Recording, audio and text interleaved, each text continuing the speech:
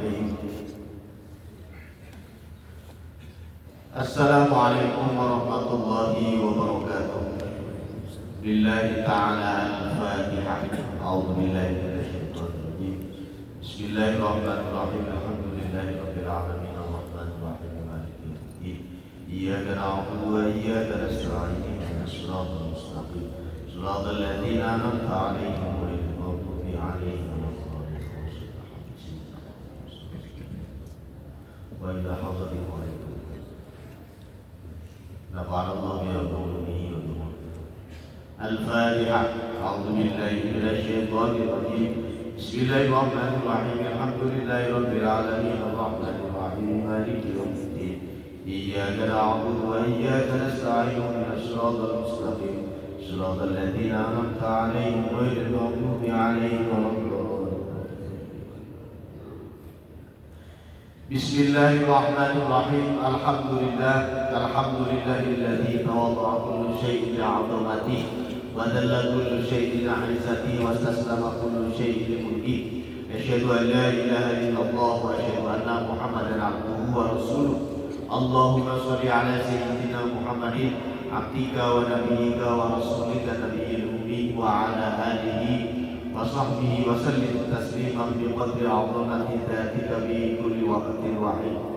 Qala al-mu'allif rahimahullahu ta'ala wa nafa'ana bihi wa amaddana bi barakatihi wa asrarihi fid dharain amin.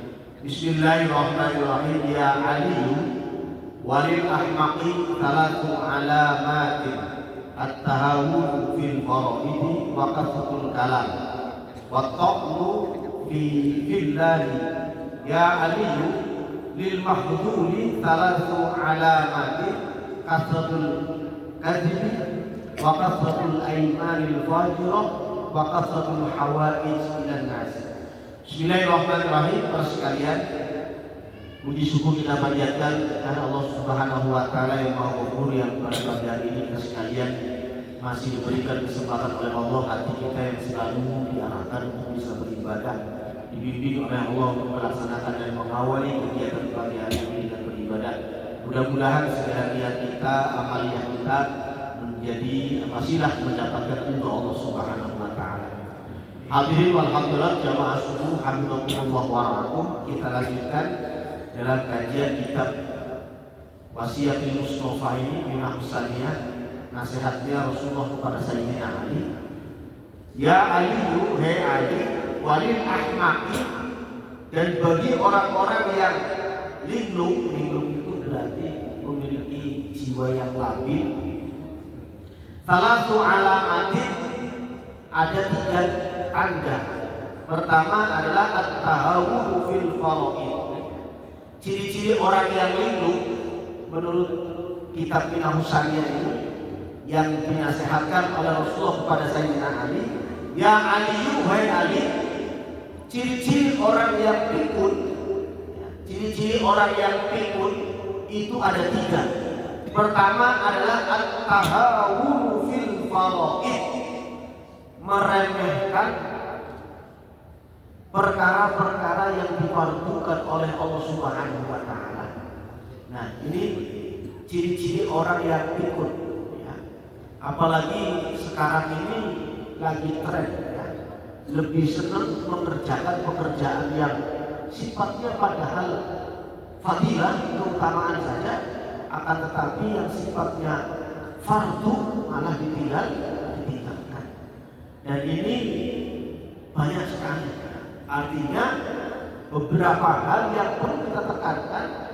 Kalau orang yang meremehkan kewajiban-kewajiban yang diberikan oleh Allah melalui keterangan-keterangan syariat, maka itu ciri-ciri orang yang pikun, orang yang linglung. Jadi orang pikun itu sebenarnya tidak hanya yang sudah usia lanjut, yang memang kesadarannya sudah berkurang. Akan tetapi justru orang yang pikun itu orang yang rajin meninggalkan, orang yang meremehkan kefarduan yang diberikan oleh Allah. Contoh, meninggalkan sholat wajib tidak ada rasa sedih-sedihnya, Makanya kemarin saya sampaikan ciri-ciri orang yang hatinya sakit. Makanya saya suruh milih, halo ibu-ibu, kalau disuruh milih hati yang sakit dengan sakit hati, milih yang mana? Gak ada yang enak Pak Ustaz katanya. Ya iya, tapi kalau kita suruh milih itu pilih yang mana antara hati yang sakit dengan sakit hati? Tentu kita milihnya yang resikonya paling rendah ya. Yang resikonya paling rendah itu adalah apa? Sakit hati. Tapi kalau hati yang sakit itu kronis, penyakitnya banyak sekali. Ada ujub, takabur, sombong, pengen dihargai orang, pengen dianggap alim, pengen dihormati, pengen macam-macam. Itu termasuk penyakit. Maka ciri-ciri orang yang hatinya sakit itu diantaranya apa? Kata Al-Imam Syekh Abdul Hasan Asy-Syadzili, ciri-ciri orang yang hatinya sakit pertama apa?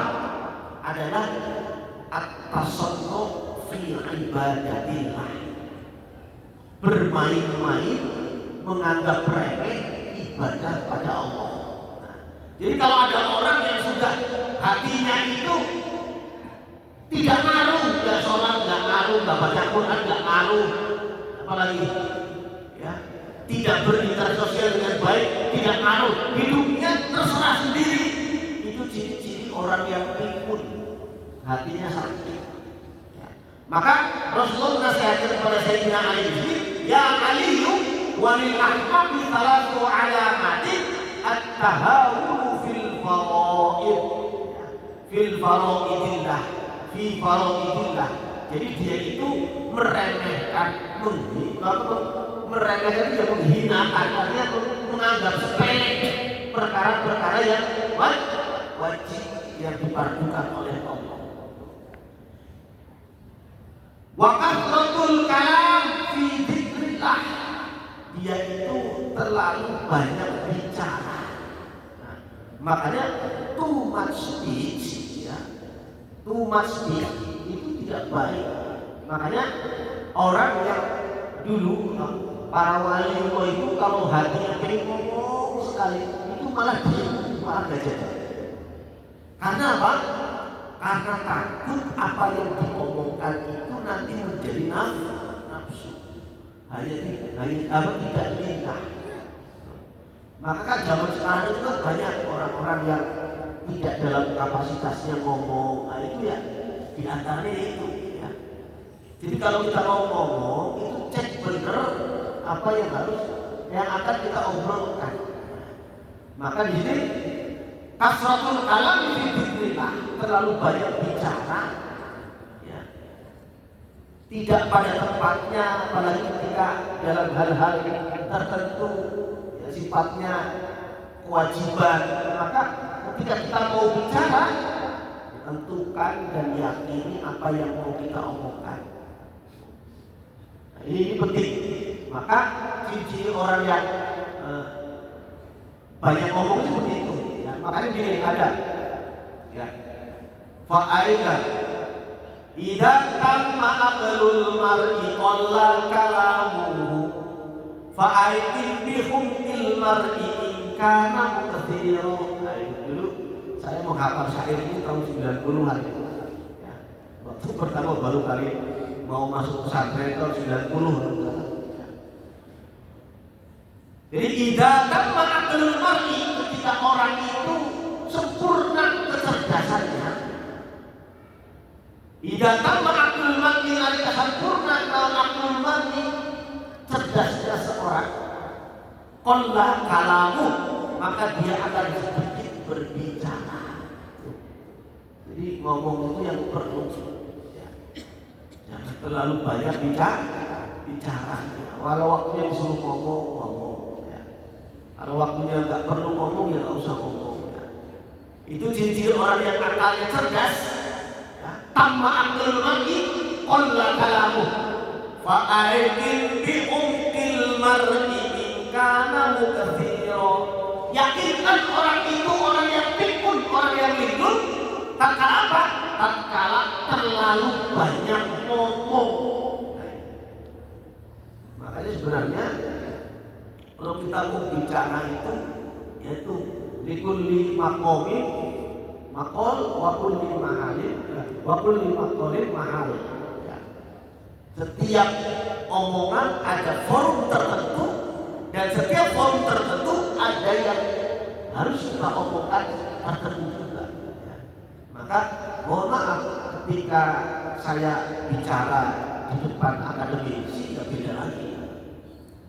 Ketika saya bicara dengan anak-anak DTA ya beda lagi caranya. Ketika saya ngomong sama pengajian-pengajian, bahkan ngomong ketika di panggung dengan seperti ini pun beda.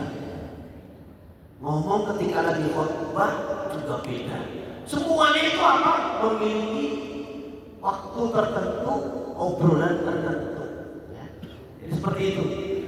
Jadi idza tamma aqlul mar'i qalla kalamuhu fa'aidin bihumil mar'i kana mukthira. Yakinkan orang itu linglung, andaikan banyak ngomong maka semakin banyak ilmunya, maka dia akan hati-hati ngomong, nggak mau ngomong sembarangan. Ya. Nah, zaman sekarang kan banyak orang yang bukan kapasitasnya itu pengen tampil. Ya, ini masalahnya. Sehingga apa? Ya, dianggapnya itu yang penting katanya itu dari apa? Beliau ani walau ayah begitu ya. Orang itu beliau ani walau ayah. Padahal asbabul mulutnya itu ketika itu sahabat Nabi itu pada absen. Ketika kanjeng Nabi mengajar, ada beberapa sahabat Nabi yang tidak hadir. Lalu kanjeng Nabi menyampaikan kepada yang hadir. Bilangnya bagaimana? Beliau ani walau ayat. Sampaikan dariku walaupun satu ayat. Tapi apa? Satu ayat yang sudah didapatkan, satu ayat yang sudah dikaji. Tiba-tiba orang nggak pernah ngaji, mau menyampaikan apa? Mau nggak pernah ngaji. Nah, ini kan aneh. Orang nggak pernah ngaji, nggak pernah berguru, nggak pernah apa. Tiba-tiba beliau ani walau ayat dari dia seperti itu. Makanya ini aneh. Makanya awas, jangan terjebak sampaikan dari walau satu ayat. Akhirnya apa? Setiap orang ngomong bebas. Ini bahaya. Ya. Ketika itu sahabat Nabi banyak yang tidak hadir. Lalu kanjeng Nabi memerintahkan kepada yang hadir, sampaikanlah dariku walau satu ayat. Yang apa? Ayat yang pernah disampaikan, yang pernah dikaji. Makanya kalau saya nanya ke ibu-ibu majelis taklim, misalkan gini, ibu-ibu apa doanya ini? Misalkan ibu-ibu bilangnya lupa Pak Ustaz, gitu kan? Ada yang bilang lupa. Lalu saya tanya, ibu lupa pernah menghafal dan pernah mendengar? Tidak. Loh, kalau nggak pernah menghafal, nggak pernah mendengar, apa yang dilupakan? Orang lupa itu kan pernah mendengar, pernah nggak ngaji, pernah ngapalin, begitu kan? Lalu tiba-tiba nggak pernah ngapalin, nggak pernah mendengar, bilangnya lupa. Jadi itu namanya bohong malah. Nah, makanya ini fa'aikin bihukil mar'i in kana muktsiran. Yang kedua, ciri-ciri orang yang berikutnya, yang ketiga, ciri-ciri orang yang linglung, orang yang pikun, wa ta'nu fillah, selalu mencela Allah. Mencela Allah berarti gimana? Dia tidak ridho dengan apa yang didapatkan sekarang. Makanya saya pernah mengatakan, banyak orang yang berdoa, tapi sebenarnya dia itu protes. Contoh doa yang protes bagaimana? Contoh doa yang demo bagaimana? Doanya begini, ya Allah, kenapa hidupku begini? Nah itu kan, itu doa tapi protes. Artinya apa? Makanya doa itu ibadah, maka harus lebih ikhlas lagi. Kalau mencela dan menyalahkan Allah, ini ciri-ciri orang yang linglung. Sedangkan segala kehidupan apapun yang kita kerjakan itu dari Allah. Ya. Makanya tadi doanya imam bagaimana tadi? Ya. Alhamdulillahilladzi radda ruhana, kan itu. Ya Allah, Alhamdulillah kamu membalikan ruhku pada pagi hari ini, ya gitu. Ya. Makanya Bapak Ibu kalau doa setelah tidur bagaimana? Bangun tidur. Alhamdulillahilladzi ahyana ba'dama amatana wa ilaihi. Loh, kenapa doa bangun tidur tapi kita doanya apa? Ya Allah, aku bersyukur padamu yang telah menghidupkan aku setelah engkau mematikan aku. Loh, tidur kok disebut mati? Loh, karena benar kalau orang yang tidur itu roh royannya itu hilang, maka orang itu tidur. Dan ketika bangun lagi kita berdoa, alhamdulillahilladzi ahyana ba'dama amatana. Ya Allah, bersyukur engkau telah menghidupkan aku kembali setelah engkau mematikan aku. Bahasanya amatana loh. Ya. Makanya ini penting, bersyukur bisa mengawali pagi hari dengan beribadah.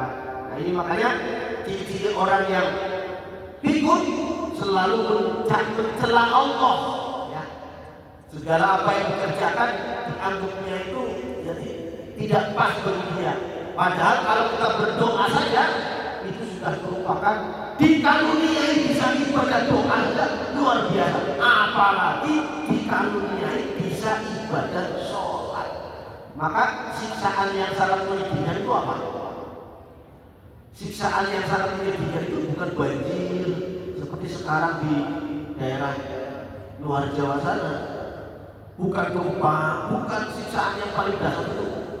Siksaan yang paling menyedihkan adalah apa?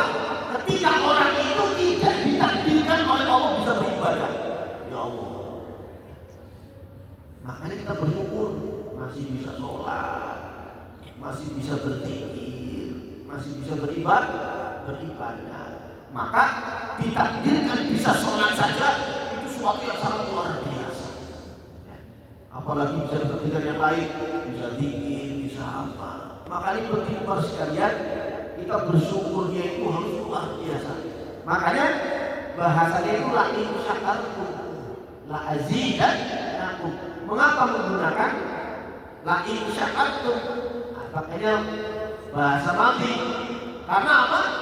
Syukurnya dulu harus dilaksanakan. Kalau pengen ditambah itu baru nanti la azidannakum. Ya. Nah tiba-tiba kalau nggak syukur mau la azidannakum, ya nggak bisa. Ya, karena ini penting. Walil mahduli ya aliyu sayyidina Ali.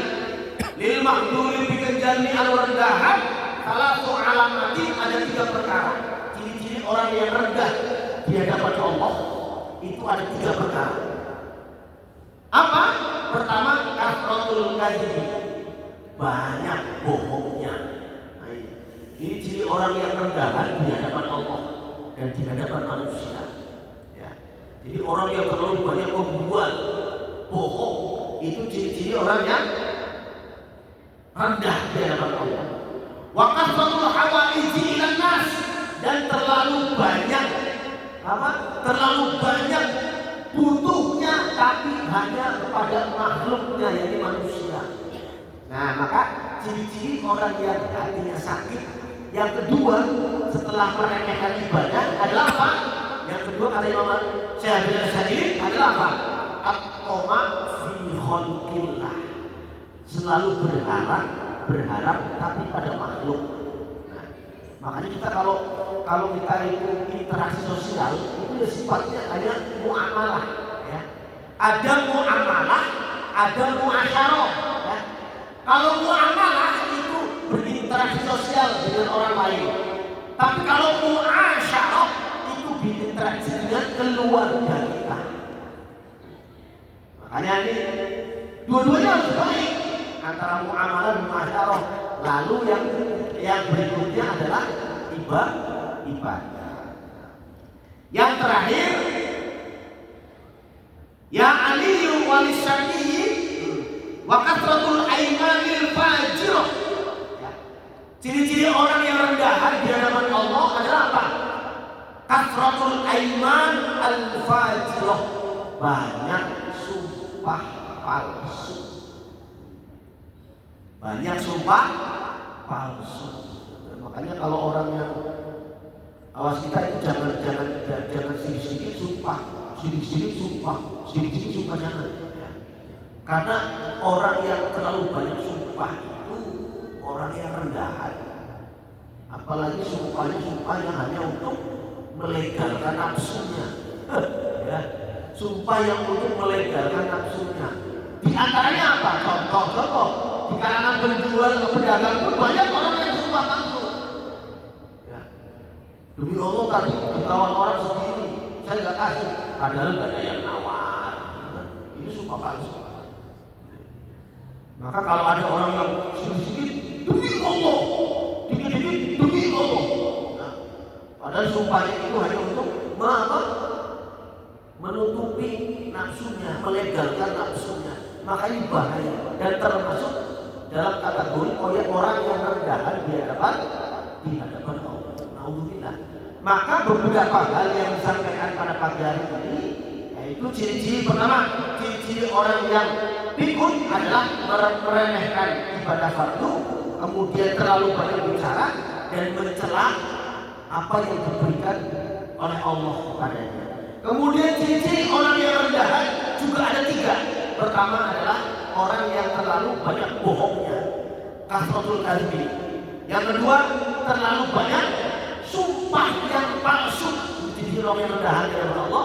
Dan yang ketiga, ciri-ciri orang yang rendah di hadapan Allah adalah terlalu banyak butuhnya kepada makhluk, tapi tidak ingat pada Allah. Ya. Makanya kalau kita bangun pagi-pagi, itu jangan langsung mikirin kerjaan. Kalau bangun pagi-pagi apa?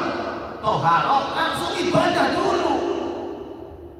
Alladzina yadhkuruna Allah, zikir dulu. Setelah zikir baru apa? Wa yatafakkarun, berpikir. Jadi berpikir itu setelah berpikir. Jadi kalau bangun pagi-pagi jangan langsung mikirin apapun, tapi pikirlah ibadah dulu. Itu ciri-ciri orang yang cerdas di hadapan Allah. Ya. Ulil albab. Demikian para sekalian yang bisa disampaikan pada pagi hari ini.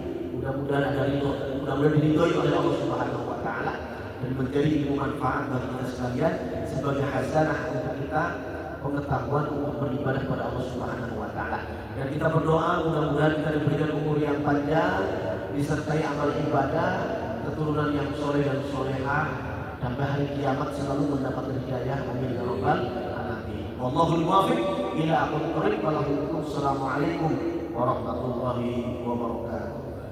Sallallahu ala Muhammad, sallallahu alaihi wasallam, sallallahu ala Muhammad, sallallahu alaihi wasallam. Ya Nabi salam alaika, ya Rasul